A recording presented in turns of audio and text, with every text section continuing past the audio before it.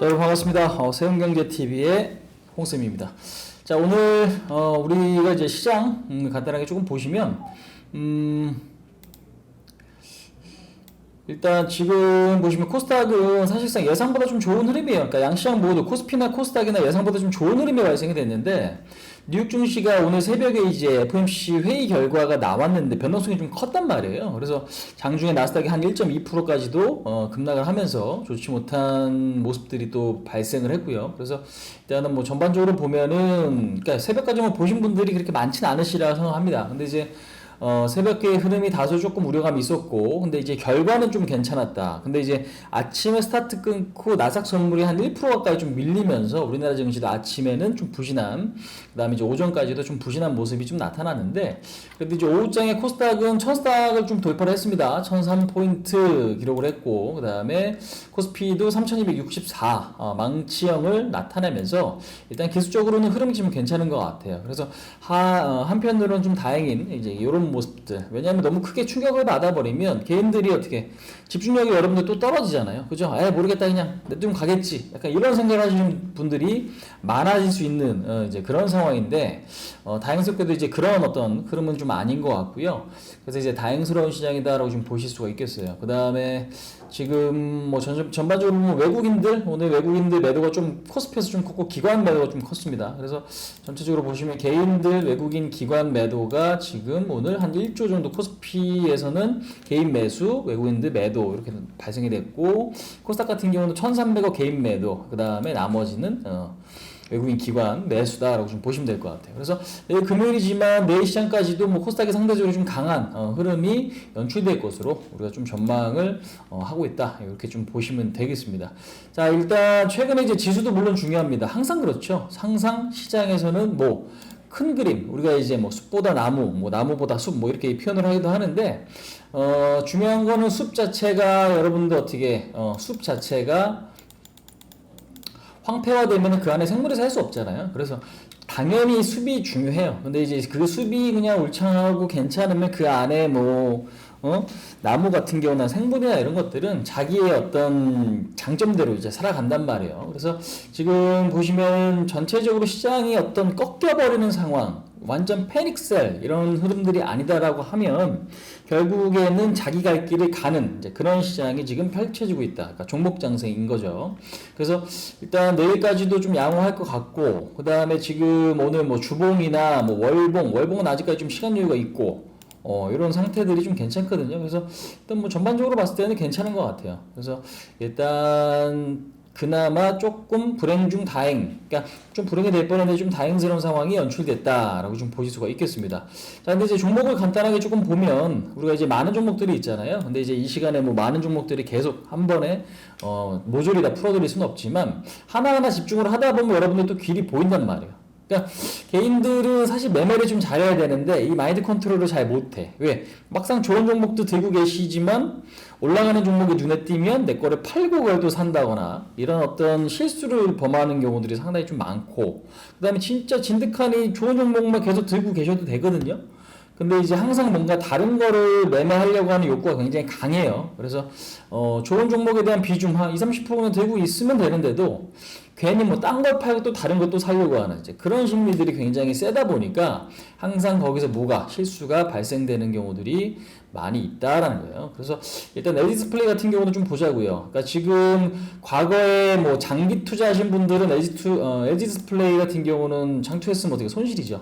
그러니까 무조건 장투한다고 여러분들 돈 버는 게 아니에요. 사실상. 타이밍도 중요하고 내가 이 종목을 어떻게 잠깐 들어갔다 먹고 나와야겠다 이런 어떤 전략들을 세울 수 있어야 되고 전반적인 어떤 종목들의 큰 그림을 좀 보실 수 있어야 되는데, 그러니까 지금까지는 LG 디스플레이가 왜 빠졌어요? 이렇게 밀린 이유가 여러분들 디스플레이, 그러니까 패널 값이 밀려서 그래요. 패널 값. 우리가 TV나 그러니까 모니터 디스플레이 많이 쓰이죠. 그죠? 뭐 핸드폰도 있고 노트북도 있고 TV도 있고 요즘에 이제 자동차용도 많이 출시가 되잖아요. 그러니까 우리 생활 곳곳에 있는 게 당연히 디스플레이인데 그럼 왜 밀려요? 거기서 탑2 넘버 1, 2가 지금 삼성, LG인데 그러니까 결국에는 치킨 게임을 하는 거예요. 싸게 계속 후려친다. 누가? 중국이 싸게 후려친다. 근데 얘네들은 돈이 어디서? 정부에서 이제 지원을 해주는 거죠. 계속적으로 시장에서 또 경쟁력을 갖게끔 만드는 게 이게 중국 정부의 어떤 역할인 거고, 그동안에 이제 계속적으로 그로 인해서 어떻게 패널값이 빠진 거죠. 그러니까 수요가 만약에 이제 1000개다. 그러면 얘네들은 뭐 1500개, 2000개 이렇게 생산해버리는 거예요. 그럼 어떻게 가격이 떨어지겠지. 그럼 당연히 기술력이 좋아도 여러분들 기본적으로 뭐 싼 거 사잖아. 그죠? 모니터도 일단 싼 거부터 사잖아요. 이제 그럴 수밖에 없는 거예요. 그러니까 당연히 고가 제품을 만드는 뭐 삼성이나 LG 같은 경우도 같이 안 팔리면 어떻게 가격이 다운될 수밖에 없는 거죠. 그래서 그동안에는 이제 그러한 흐름들이 좀 나타났고요. 근데 이제 2019년이나 20년 요때를 이제 2018년도부터 기점으로 해서 어느 정도 이제 패널 값이 서서히 좀 오르기 시작을 했습니다. 그래서 에지 디스플레이도 반등을 좀 보이고 있다. 이제 이렇게 좀 보시면 되겠습니다. 그럼 또 똑같이 나중에 요즘에 또 똑같이 그럼 패널 값이 빠지는 거 아닌가요? 이렇게 생각하시는 분이 계실 텐데, 우리가 이 부분 좀 잠깐 좀 짚고 넘어갈게요. 한 두 가지 정도 포인트를 보셔야 될 것 같습니다. 그러니까 요거 짚고 기술적 분석하고 끝낼게요. 자, 패널 가격이 지금 올라가. 근데 여러분들 패널 가격이 이렇게 올라가면은 중국 애들도 돈 벌고 대만도 돈 벌고 우리나라도 돈을 벌어요. 근데 여기서 이제 패널 값이 다시 빠지면 어떻게 돼? 다시 다 적자예요. 애들이. 채살 깎아 먹는 거죠. 그로 인해서 점유율을 증가시킨 게 이제 중국 그 기업들인 거고, 사실상. 그러면 이제 판단이 서겠죠. 패널 값이 지금 비싸기 때문에 이 상황이 오래 갈 거다라고 전망하는 사람도 있고요. 비싸기 때문에 또 공급량을 늘려서 가격이 떨어질 거다라고 전망하는 사람이 있어요. 근데 이미 치킨 게임이 어느 정도 완화가 된 상황에서 중국 애들이 또다시 이전과 같은 어떤 강력한 치킨 게임을 다시 시작할 거다라고 예상하지 않는 분들도 계세요. 무슨 얘기인지 아시죠?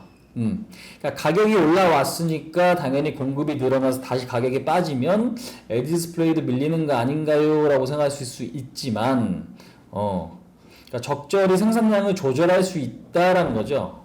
기업들이 이제는. 그러면 이제 그럴 가능성이 이제는 좀 높다라고 보는 시각도 좀 많다라는 거죠.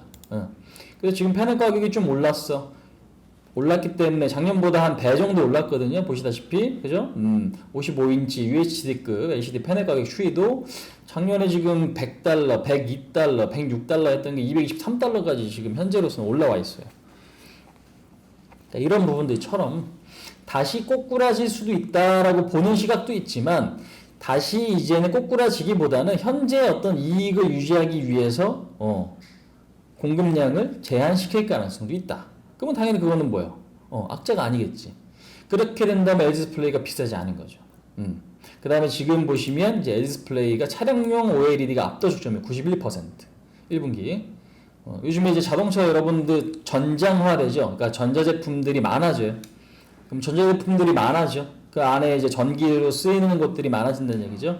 그러니까 반도체도 많이 들어가고 디스플레이도 많이 들어가요. 근데 그 디스플레이, 차량용 디스플레이에서 이제 OLED 쪽에서는 1등이다라는 거지. 근데 뭐 자율주행이니 전기차니 요즘에 다 그런 수요도 새롭게 증가되고 있고, 뭐 그 휘발유나 이런 차들에도 디스플레이에 대한 수요가 증가되고 있죠. 그러니까 결론은 뭐냐면 자동차 시장은 새로운 신상품도 있고 성장할 수 있는 어떤 상황들을 만들어놨기 때문에 우리가 좀 좋게 봐줄 부분들도 있다라는 거죠. 거기서 점유율이 당연히 좋은 디스플레이가 수혜를 받을 수 있다. 이 두 가지 포인트예요. 그래서 우려감, 그러니까 과거를 생각하면 왜 그동안에는 그렇게 밀려왔으니까 과거를 생각하면 우려감이 있지만 지금은 조금 흐름은 좀 다른 것 같다라는 거죠. 그래서 큰 그림은 결국에는 어떻게 박스권 이렇게 좀 유지가 되고 있어요. 그래서 지금 뭐 갖고 계신 분들이나 아니면 새롭게 관심 갖고 계신 분들은 뭔가 좀 명확하잖아요, 자리가. 그죠? 이 자리 현재로서는 이제 21,500원 정도 요 자리가 훼손되지 않으면 다시 박스권 상단 내지는 조금 더 횡보할 수 있는 이제 그런 어떤 흐름이기 때문에 지금은 LG 디스플레이 대형주에 관심 있는 분들은 관심을 좀 가져보셔도 좀 좋지 않을까, 이제 그 생각도 좀 있어요. 제가 이제 얼마 전에 TV 출연해가지고 1대1 방송 출연해가지고 LG노텍이 이제 특징주다라고 좀 말씀드렸죠. 왜? 그동안의 흐름들이랑 조금 바뀌어 있다라는 거죠. 삼성전자, 하이닉스 너무 무겁고 삼성전기, SDI, LG와 이런 것들 있죠. 무거운데 오히려 이제 애플 부품을 만드는 이노텍이 최근에 좀 탄력이 좋아지더라는 거죠. 그래서 들 빠지고 상승이 좀 빠르잖아요. 그러니까 이런 것들처럼 디스플레이 같은 경우도 서서히 약간 그러니까 우려감도 있고 하지만 흐름이 조금 바뀔 수 있다. 그러니까 즉 요렇게 그러니까 과거에 어떤 고정관념이 있으면 여러분들 있어갖고 종목을 놓치는 경우가 굉장히 좀 많이 있거든요. 근데 박스권 유지하는 종목은 박스권 흐름에 맞는 대응을 하는 게 좀 좋은 것 같아요. 그래서 일단 지금 디스플레이는 이 박스권 저점이 이탈되지 않는다면 박스 상단까지 내지는 그 이상도 우리가 좀 기대를 가져볼 만한 이제 그 종목이 될 수 있지 않나 이제 그렇게 좀 말씀을 드리고 이거는 이제 무엇보다 명확한 거는 우리가 장중에 또 수급이나 이런 흐름을 보면서 대응을 해야 되기 때문에 매매법이라든지 이런 거에 대한 어떤 관심이 있는 분들은 저희 쪽으로 좀 문의도 해주시면 될 것 같습니다. 자, 에디스플레이에 대해서는 뭐 이 정도까지 이야기 좀 드리면서 마치도록 하고요. 다음에 또 뵙도록 하겠습니다. 수고하셨습니다.